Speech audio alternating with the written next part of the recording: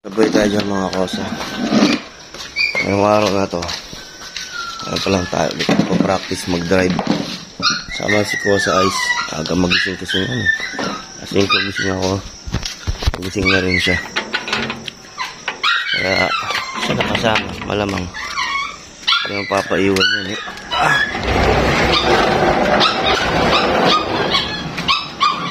I-drive natin itong aking Motorstar Kamao 150. Yan natin siya practice yan sa kalsada kung maaga pa.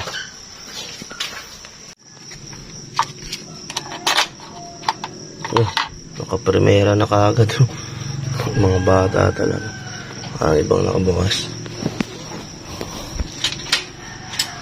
So, neutral.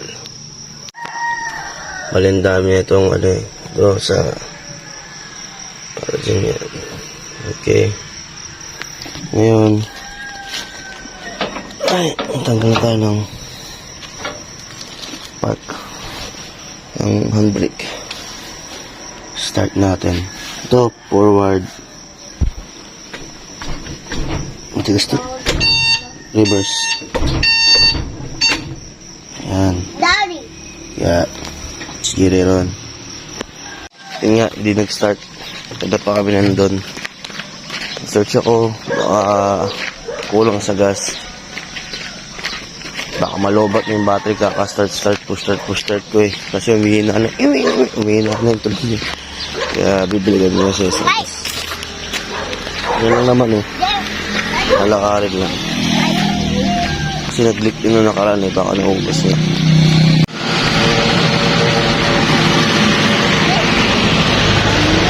Mahal pala magpagas, 300 ko, 4 na litro lang. Or mahigit eh, 400. Ay, oh. Oh, halos 4 na litro nga lang ata eh. Hindi, 4 na litro nga lang.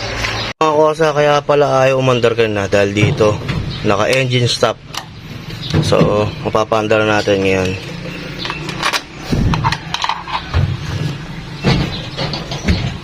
Wait lang, kailangan dalawang kamay. Pero basta, engine start natin kasi kailangan pa palit. Ayan, naka-umpisa na oh. Okay. So, mga kosa, napatakbo ko na rin yung Motorstar natin, si Payapa, ng hanggang 40 yung takbo na napatakbo ko. Kasi nakabahan pa ako eh, dahil hindi naman ako marunong pa talaga lakasan ng loob para magpatakbo ng motor. Wala rin naman tuturo. Ilang trial ako paano buksan, paano umpisahan. Kaya okay din, makalayo rin tayo kahit paano. Ilang beses ako namatayan, pero mukhang matututo tayo na lalo. Huwag lang masisiraan. Ang problema ko lang, parang nakawalan siya ng battery. Nadi-discharge yung battery niya. Pero okay lang. Baka sa paggamit ko yun. Kasi nung galing Dagupan hanggang dito naman, walang naging problema eh. Okay. Yun naman mga kosa.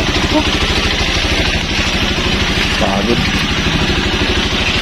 Pagod ka.